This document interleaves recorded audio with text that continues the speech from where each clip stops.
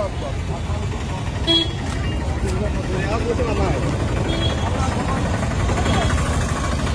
বাবা।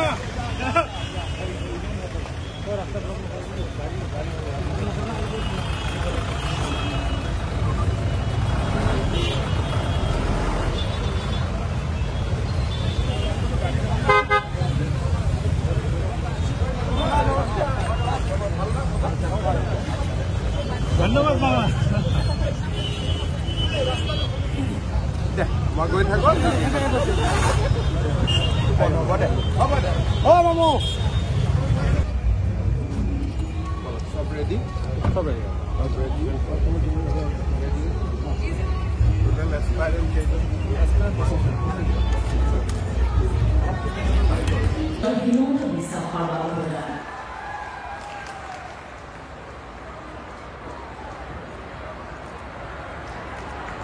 লগতে আমি আদৰণি জনাইছোঁ অসম চৰকাৰৰ পঞ্চায়ত আৰু গ্ৰামোন্নয়ন বিভাগৰ মাননীয় মন্ত্ৰী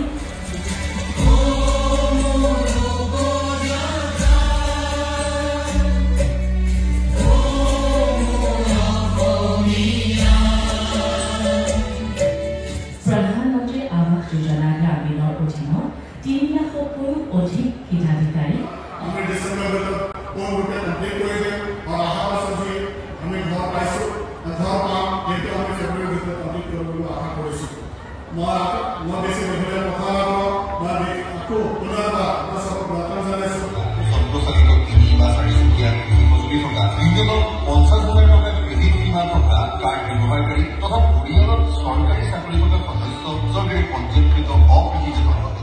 আজি কেন্দ্ৰীয়ভাৱে যি আজি প্ৰধানমন্ত্ৰী আৱাস যোজনাৰ যি ঘৰৰ প্ৰথম কিস্তি বিতৰণ কৰিব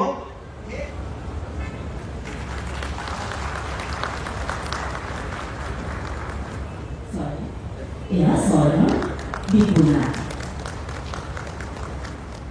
এয়া শ্ৰীমতী সুৰক্ষা দাস আকৌ আহিব শ্ৰী মুকুন্দ দাস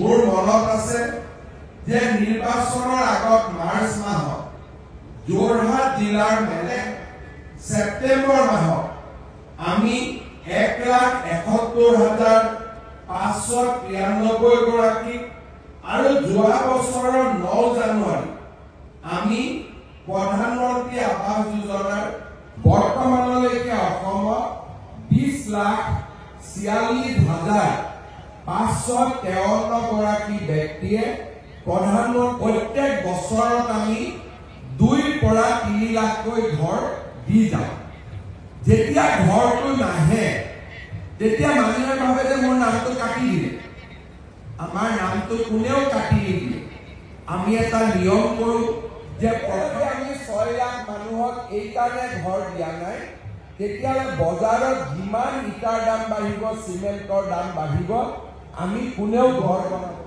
যোৱা ইলেকশ্যনৰ সময়ত যদি আপোনালোকৰ মনত আছে মই প্ৰত্যেকখন ইলেকশ্যনৰ মিটিঙতে কৈছিলোঁ আজি আমি আপোনালোকক 3,80,000 মানুহক মাটি ঘৰ দিছো আৰু অহা বছৰ অৰ্থাৎ চৰকাৰৰ বছৰটো 25-26 হিচাপত নহয় 31 মাৰ্চতহে আমাৰ বছৰটো শেষ হয় তাৰ মানে এপ্ৰিলৰ পিছত আৰু ছেপ্টেম্বৰ মাহৰ ভিতৰত বা অক্টোবৰ মাহৰ ভিতৰত আমি অসমত এনেকৈ আজি যিবিলাকে আমাক বেয়া পাই আছে নমতাৰ কাৰণে তেনেকুৱা 3,80,000 মানুহক মাতি আনি আমি আকৌ ঘৰ দিম আৰু তেতিয়া আমাৰ অসমত ঘৰ পোৱা মানুহৰ সংখ্যা হ'ব 26,11,793টা কিন্তু এই দুইটা এই বছৰ 3,80,000 ঘৰ দিলো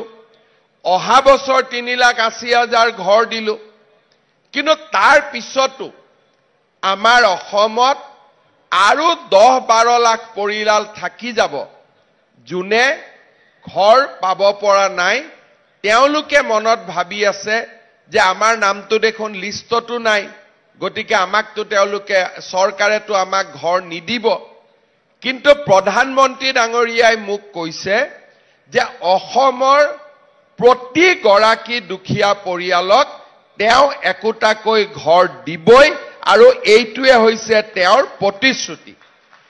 এতিয়া আজি আপোনালোকে ঘৰ পালে, অলপ পিছতে গধূলিৰ ভিতৰত 2 লাখ মানুহৰ একাউণ্টত প্ৰথম কিস্তিৰ 37,000 টকা, 37,000 কিমান? 500, 37,500 টকা জমা হ'ব আৰু 1,80,000 বেংকে একেদিনাই কৰিব দিগদাৰি পাইছে। অহা কালি বা পৰহিৰ ভিতৰত আপোনালোকৰ বাকীখিনিৰো টকাটো জমা হ'ব। আমাৰ অসমত প্ৰধানমন্ত্ৰী আৱাস যোজনাৰ ঘৰ বিতৰণৰ ক্ষেত্ৰত যিমান দুৰ্নীতিৰ অভিযোগ আছিল, এই গোটেইবিলাক নোহোৱা কৰি এইবাৰ আমি এনে সুন্দৰ ব্যৱস্থাৰে নতুনকৈ আমি নোপোৱা মানুহখিনিৰো ঘৰ আমি বিতৰণ কৰাৰ বাবে বা ঘৰৰ তালিকা আমি সিলেক্ট কৰাৰ বাবে সিদ্ধান্ত গ্ৰহণ কৰিছো। অৰ্থাৎ মই 3টা কথা আপোনালোকক কৈছো। আজি যিসকলে সভাত আহিছে তেওঁলোকে প্ৰথম কিস্তিৰ ধন আজি কালি পৰহিৰ ভিতৰত তেওঁলোকে বেংকৰ একাউণ্টত পাব। দ্বিতীয়, যাৰ নাম লিষ্টত আছে, কোনবাই কৈছে মোৰ নামটো কাটি দিলে, কাৰো নাম কোনেও কাটি দিয়া নাই। অহা বছৰ অৰ্থাৎ এপ্ৰিলৰ পৰা অহা বছৰ বুলি ক'লে 2026 নহয়, 2025 চনৰ ভিতৰতে আমি বাকী 3,80,000 মানুহকো আমি ঘৰ দিয়াৰ ব্যৱস্থা কৰিম। আৰু যাৰ ঘৰ নাই, কোনো লিষ্টত নাই, তেওঁলোকৰ বাবে মই কোৱা পদ্ধতিটোৰে জীৱিকা সখী বাইদেউসকলৰ জৰিয়তে আমি জিঅ' টেগিঙৰ ব্যৱস্থা কৰিম। আজি আপোনালোকে মিটিঙৰ পৰা যাব, যিবিলাকে ঘৰ পোৱা নাই তেওঁলোকে আপোনালোকক অলপমান হিংসা কৰিব যে এওঁলোকে পালে আমাক নাপালে। আপোনালোকে তেওঁলোকক বুজাই দিব যে কোনো হিংসা কৰিবলগীয়া নাই। মুখ্যমন্ত্ৰী ডাঙৰীয়াই কৈছে যে নোপোৱাবিলাকৰো আমি সমীক্ষা আৰম্ভ কৰিছো। আমাৰ গাঁৱৰ প্ৰত্যেকগৰাকী দুখীয়া মানুহক নৰেন্দ্ৰ মোদীয়ে ঘৰ দিবই, এইটোৱে হৈছে আমাৰ সংকল্প। কোনোবা দুখীয়া মানুহৰ ঘৰত যদি জীৱিকা সখী বাইদেউ যোৱা নাই, ফৰ্মখন ফিল-আপ কৰা নাই, তেতিয়াহ'লে গাঁৱৰ যিকোনো সংঘৰ ল'ৰা এজনে, যিকোনো আমাৰ ডেকা ল'ৰা এজনে দুখীয়া মানুহৰ ঘৰটোৰ ফটো তুলি ফটোটো আপলোড কৰি দিব পাৰিব। যোৱা ইলেকশ্যনৰ সময়ত যদি আপোনালোকৰ মনত আছে, মই প্ৰত্যেকখন ইলেকশ্যনৰ মিটিঙতে কৈছিলো যে এতিয়াৰ পৰা জিআৰএছক নালাগে, গাঁও পঞ্চায়তৰ ছেক্ৰেটাৰী নালাগে, যাক ঘৰ লাগে সি নিজে জিঅ' টেগিং কৰিব পাৰিব। আৰু এই ইলেকশ্যনৰ সময়ত দিয়া প্ৰতিশ্ৰুতিটো আমি পালন কৰি এইবাৰ প্ৰথম জীৱিকা সখী বাইদেউ আৰু দ্বিতীয়তে জীৱিকা সখী বাইদেউ যদি আমাৰ ঘৰলৈকে নাযায়, নিজৰ ফটো নিজে তুলি আমি এই ফটোটো পৰ্টেলত দিব পাৰিম। ইয়াৰ পিছত পৰ্টেলত যেতিয়া আপোনালোকে ফটো দিব, কোনটো কেঁচা ঘৰ, কোনটো পকী ঘৰ, বাকী যিখিনি প্ৰশ্ন আছে যে কৃষি মাটি কিমান, চৰকাৰী কৰ্মচাৰী ঘৰত আছে নেকি, এই গোটেই প্ৰশ্নবিলাকৰ লগত মিলাই আমি জিলাত এখন হিতাধিকাৰীৰ তালিকা নিৰ্বাচন কৰিম।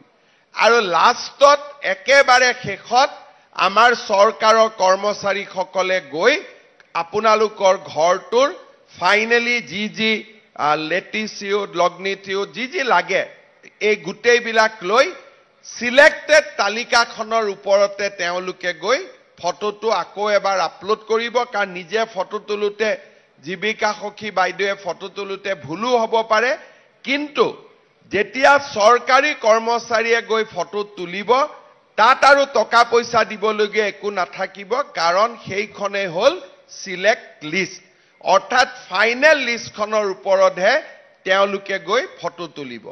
গাঁও সভা তাৰ আগতেই হৈ যাব, ব্লক তাৰ আগতেই হৈ যাব, জিলা তাৰ আগতেই হৈ যাব।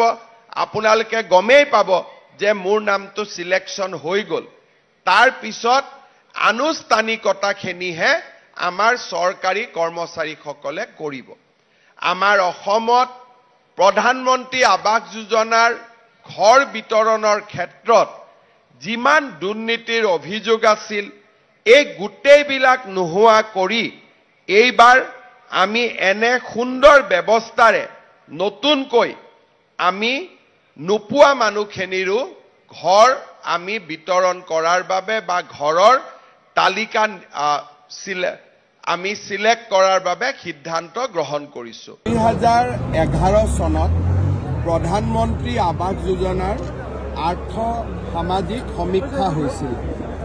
2018 চনত প্ৰধানমন্ত্ৰী আৱাস যোজনাৰ ঘৰৰ বাবে জিঅ' টেগিঙৰ ব্যৱস্থা হৈছিল আৰু দুইটা ব্যৱস্থাৰ জৰিয়তে আমি 26 লাখ নাম পৰিয়ালৰ নাম আমি তালিকাত সন্নিৱিষ্ট কৰিছিলোঁ। 20 লাখ লোকৰ ঘৰ দিয়া হ'ল বা ঘৰৰ নিৰ্মাণ কাম চলি আছে। আজি 3,88,000 পৰিয়ালক নতুনকৈ আমি প্ৰথম কিস্তিৰ ধন বেংকৰ জৰিয়তে পঠোৱাৰ ব্যৱস্থা কৰিলোঁ। এই বছৰৰ এপ্ৰিলৰ পৰা ছেপ্টেম্বৰ মাহৰ ভিতৰত আমি আৰু 3 লাখ মানুহক ঘৰ দিম, যাতে 26 লাখৰ তালিকাখন সম্পূৰ্ণ হৈ যায়। ইয়াৰ পিছতো যিসকল দুখীয়া পৰিয়ালৰ নাম আৱাস যোজনাৰ পৰা বাহিৰত থাকিলে তেওঁলোকৰ নাম পুনৰ সমীক্ষা আৰু জিঅ' টেগিঙৰ কাৰণে অভিযান আমি যোৱা পৰহি দিনাৰ পৰা আৰম্ভ কৰিছোঁ। জীৱিকা সখী বাইদেউসকলে এই অভিযান আৰম্ভ কৰিছে। 27 তাৰিখে এই অভিযানৰ সামৰণি পৰিব। 27ৰ পৰা 7 তাৰিখলৈকে ৰাইজে যাতে নিজেই, যদি কাৰোবাৰ ঘৰত জীৱিকা সখী বাইদেউ নগ'ল বা কাৰোবাক অন্যায় কৰিলে, তেতিয়া ৰাইজে যাতে নিজেই নিজৰ ফটোটো তুলি আপলোড কৰিব পাৰে, তাৰ বাবেও আমি 26ৰ পৰা 7 তাৰিখলৈকে আন এটা মহা অভিযান আৰম্ভ কৰিম। তাৰ পিছত যাৰ সঁচাকৈয়ে কেঁচা ঘৰ আছে প্ৰত্যেকগৰাকী মানুহৰ নামে আমি লিষ্টত সন্নিৱিষ্ট কৰিম আৰু পৰ্যায়ক্ৰমে তেওঁলোকক ঘৰ দিয়াৰ ব্যৱস্থা কৰিম। মোৰ আন্দাজ 26 লাখ মানুহে ঘৰ পালে অসমত আৰু যদি 10-15 লাখ মানুহে ঘৰ পায়, তেতিয়াহ'লে প্ৰত্যেকগৰাকী দুখীয়া মানুহৰ ঘৰে পকী হ'ব আৰু সেই দিনটোৰ বাবে আমি সকলোৱে মিলি একেলগে কাম কৰিছোঁ। আমাৰ ৰেচন কাৰ্ডত এতিয়ালৈকে আমি বিনামূলীয়াকৈ চাউল দি আছোঁ। 1 অক্টোবৰৰ পৰা আমি ৰেচন কাৰ্ডত দালি দিম, চেনি দিম আৰু নিমখ দিম। দালিৰ দাম বজাৰতকৈ 25 টকা কম হ'ব, চেনিৰ দাম বজাৰতকৈ 25 টকা কম হ'ব, নিমখৰ দাম বজাৰতকৈ 10 টকা কম হ'ব। 5জন পৰিয়াললৈকে 1 কেজিকৈ পাব আৰু 5জনতকৈ যদি ওপৰত পৰিয়াল থাকে ৰেচন কাৰ্ডত, তেওঁলোকে 2 কেজি পাব। অৰ্থাৎ 5জনলৈকে 1 কেজি, 6জন হ'লে তেওঁলোকে 2 কেজি পাব। এই ব্যৱস্থাটো আমি 1 অক্টোবৰৰ পৰা আৰম্ভ কৰিম, যাতে দুখীয়া মানুহে ঘৰো পাব পাৰে, অৰুণোদয় পাব পাৰে। আমাৰ ৰেচনত চাউলে অকল নহয়, দালি নিমখো পাব পাৰে। এই গোটেই ব্যৱস্থাবিলাক আমি কৰিছোঁ আৰু দুখীয়া মানুহ উপকৃত। ফৰেষ্ট ডিপাৰ্টমেণ্টে চেষ্টা কৰি আছে আৰু আজিকালি কিছুমান নতুন পদ্ধতি ওলাইছে। এই হাতীখিনি যোৱাৰ পিছত আমি পলাশবাৰী ৰাইজৰ লগত, ৰামপুৰৰ ৰাইজৰ লগত কথা পাতিম। কিছু যদি আমি নেপিয়াৰ প্লেণ্টেশ্যন কৰিব পাৰোঁ, তেতিয়াহ'লে হাতী নিজে নিজে আঁতৰি যাব। আমি মাত্ৰ এই বিপদটোৰ পৰা আমি মুক্তি পাই লওঁ, তাৰ পিছত আমি ৰাইজৰ লগত আলোচনা কৰিম। অসমত বিহাৰ দিৱস পতালৈ এটা বিতৰ্ক হৈছে, এই সন্দৰ্ভত আপোনাৰ প্ৰথম কথাটো হ'ল, বহুতে কৈ আছে যে বিহাৰ দিৱস অসমত পালন হ'ব। অসম দিৱস পালন কৰে নেকি? অসম দিৱস প্ৰতিটো ৰাজ্যতে আজিকালি পালন কৰা হয়। উত্তৰ প্ৰদেশতো অসম দিৱস পালন হয়, বিহাৰতো অসম দিৱস পালন হয়, কৰ্ণাটকতো অসম দিৱস পালন হয়, অন্ধ্ৰ প্ৰদেশতো অসম দিৱস পালন হয়, গুজৰাটতো অসম দিৱস পালন হয় আৰু গোটেইবিলাক ৰাজ্যৰ মহামান্য ৰাজ্যপালসকল উপস্থিত থাকি অসম দিৱস পালন কৰে আৰু ভাৰতীয় জনতা পাৰ্টীয়েও গোটেই দেশত থকা অসমীয়া লোকসকলক লৈ প্ৰবাসী অসমীয়া সন্মিলন অনুষ্ঠিত কৰে। এতিয়া যদি অসম দিৱসটো বিহাৰে পালন কৰে, উত্তৰ প্ৰদেশে পালন কৰে, আমিও ইয়াত বিহাৰ দিৱস পালন কৰিম, তেতিয়াহে মানুহৰ মাজত বুজাবুজি বাঢ়িব। গতিকে এই বিষয়টোলৈ ৰাজনীতিৰ কোনো কৰাৰ মিনিঙে নাথাকে।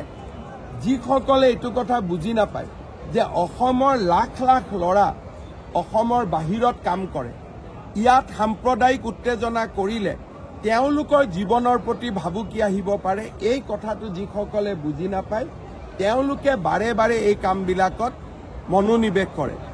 কালিৰ পৰা মই পাইছোঁ অসম দিৱস পালন কৰিব নেকি? আৰে গৌৰৱেৰে অসম দিৱস পালন কৰে।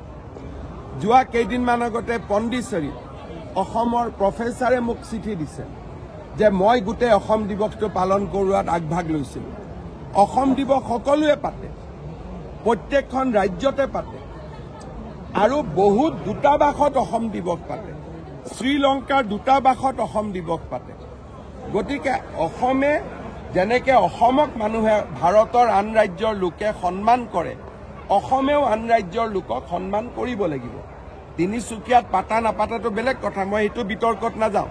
তিনিচুকীয়াত পাতক, গুৱাহাটীত পাতক, য'ত পাতক পাতক, কিন্তু যেতিয়ালৈকে বিহাৰ ৰাজভৱনত অসম দিৱস পালন হ'ব, ময়ো অসমত বিহাৰ দিৱস পালন কৰাত তাত কোনো বিৰোধিতা কৰাৰ মই কোনো যুক্তিয়ে দেখা নাপাওঁ। এনেকে আমাৰ অসমক এটা যে আমি খুব নেৰো সীমিত এনেকুৱা ধাৰণা এটা দিয়াৰ কাৰণে অসমত আজি ইমান দিনে উদ্যোগীসকল অহা নাছিল। আজি অসমীয়া বুলি ক'লে গোটেই ভাৰতত মানুহে সন্মান কৰে। আৰু যদি অসমৰ পৰা এইবিলাক মেছেজ যায় যে আমি বিহাৰীৰ এগেইনষ্টত, আমি মাৰোৱাৰীৰ এগেইনষ্টত, আমি গুজৰাটীৰ এগেইনষ্টত, আমি তামিলনাডুৰ এগেইনষ্টত, অসমৰ ল'ৰা ছোৱালীয়ে চাকৰি কেনেকৈ পাব বাহিৰত? গতিকে এই ধাৰণাবিলাকৰ পৰা আমি আঁতৰি অহাৰ সময় হৈছে। আৰু মই সকলোকে কৈছোঁ, সকলোৱে লক্ষ্য কৰিব, সকলো ৰাজ্যপালৰ টুইট চাব ভাৰতৰ প্ৰত্যেকখন ৰাজ্যৰ ৰাজ্যপালে অসম দিৱস গৌৰৱেৰে সৈতে পালন কৰে। কিয় ভাৰতবৰ্ষই পালন কৰে? সেই দিনাখনেই চাওলাং চুকাফা আমাৰ অসমত প্ৰৱেশ কৰিছিল। তেখেতৰ অসমৰ প্ৰৱেশ দিনটোকে আমি অসম দিৱস হিচাপে পালন কৰোঁ। এতিয়া ভাৰতেও এই দিনটো পালন কৰে।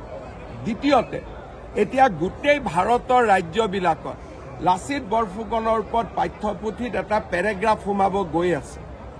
আজি অসমৰ বিজয় যাত্ৰা আৰম্ভ হৈছে, অসমৰ অনিৰুদ্ধ যাত্ৰা আৰম্ভ হৈছে।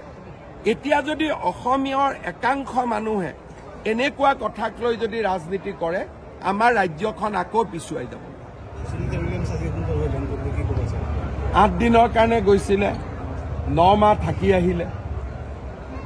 ভাৰতৰ মাটিৰ সৈতে সুনীতাৰ সম্পৰ্ক, সুনীতাই ঘূৰি অহাৰ বাবে আৰু বহুত জ্ঞান লৈ ঘূৰি আহিছে। আমি অসমবাসী ৰাইজৰ হৈ তেখেতক অভিনন্দন জনাইছোঁ। প্ৰধানমন্ত্ৰী ডাঙৰীয়াই ধুনীয়া চিঠি এখনো লিখিছে। কেতিয়াবালৈ ভাৰতলৈ আহিলে সুনীতা অসমলৈ আহক, তাকে আশা কৰিম। বিহুৰ পিছত দেখোন অসমত বিধানসভা হয়, খেতিক লৈ ব্যস্ত হ'ব বুলি কৈ তাৰমানে পঞ্চায়ত ইলেকশ্যনটো লাগে নে নালাগে? বিৰোধীয়ে মন্তব্য কৰিছে, মোক বিৰোধী এখন লিখি দিয়ক যে আমাক নালাগে বুলি, সেইটো নাপাতো। এনে বাক লগাই থাকিলে কি হ'ব? পঞ্চায়ত ইলেকশ্যন নাপাতিলে অসমত গ্ৰাণ্ট নাহিব, বিত্তীয় আয়োগৰ গ্ৰাণ্টবিলাক বন্ধ হৈ যাব। সেইকাৰণে পঞ্চায়ত ইলেকশ্যনটো আমি পাতিবই লাগিব। পৰাজয়ৰ ঘৰত চালে বেৰা কোবাইছে নেকি? মই এইবিলাক কমেণ্ট নিদিওঁ। মোৰ 31 মাৰ্চত ঘোষণা নহয়, কাৰণ 29 তাৰিখলৈকে হায়াৰ ছেকেণ্ডেৰী পৰীক্ষা আছে। গতিকে আৰু 3 দিন 4 দিন সময় বঢ়াই দিলে হৈ গ'ল। মই যিমান দূৰ জানো 2 পৰা 5 এপ্ৰিলৰ ভিতৰত ঘোষণা হ'ব। জইন কৰোঁতে জিন্দাবাদ। এনে বেয়া অৱস্থা ছাৰ, মোৰ অৱস্থা বিফল দাসৰ অৱস্থা ভাল কৰিব লাগিব। তোমালোকক বাটৰ মালা আলে দিছো, মুখা আলে দিছো, একদম দিছে।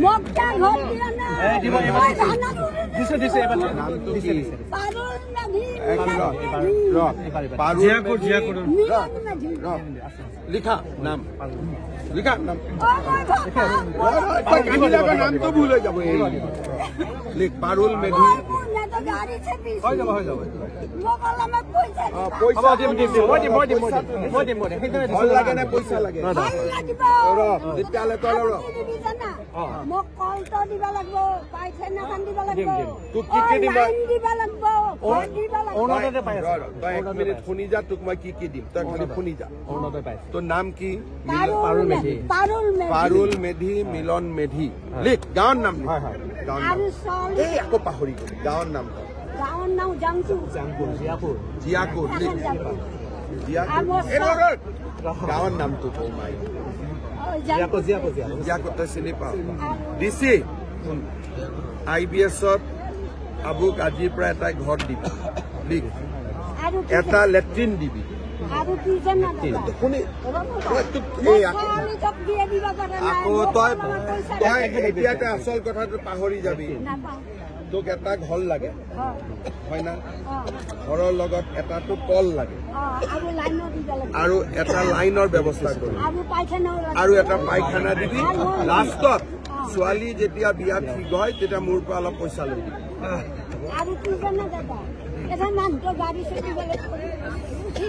তাৰ ট্ৰিটমেণ্টৰ কাৰণেও কিবা এটা দিব লাগিব তাক ট্ৰিটমেণ্টৰ কাৰণে 10,000 টকা দে এই গোটেইখিনি কালি মোৰ পৰা লৈ ল'বি মিলন দাস আৰু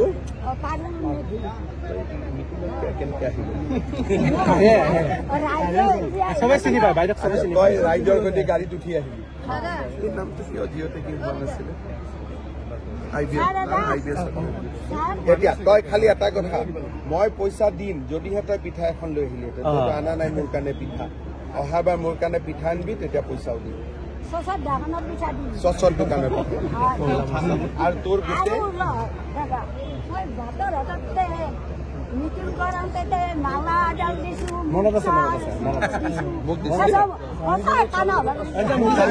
তাক দিছিলি নে মোক দিছিলি মালা দিছিলি মুক্সা দিছিলি গতিকে মালা মুক্সা দিয়াৰ কাৰণে আজি তোৰ গোটেই কামখিনি মই কৰি দিম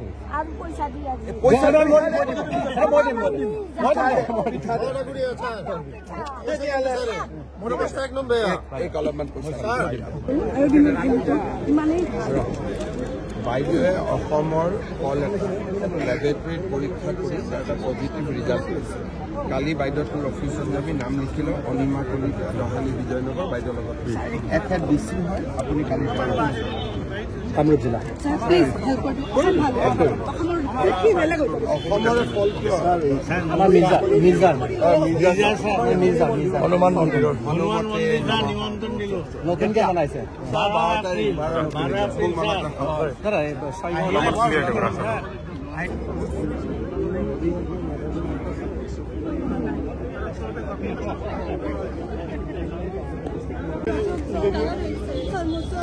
কোন আছে পল্লৱ নাম এড্ৰেছ লৈ লোৱা JMCৰ প্ৰিন্সিপালক আজিয়ে মাতি দিব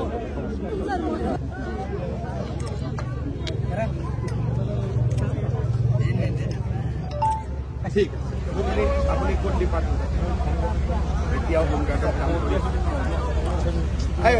অচি কোনা অচি ক'ত আছে এখেতৰ ডিটেইলছটো হোমগাৰ্ড হয় ডিটেইলছটো লৈ পেলাই মই অলপ পিছত মোৰ অফিচৰ পৰা ফোন কৰিব আপুনি মোক দিব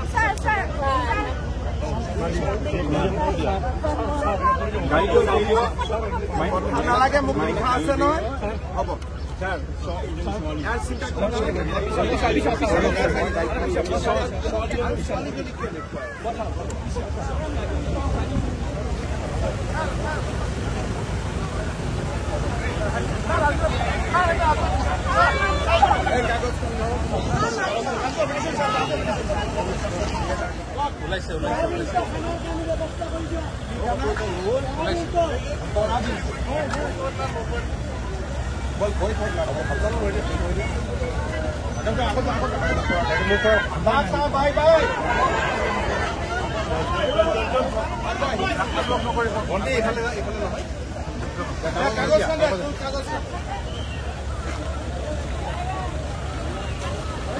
Sir, online,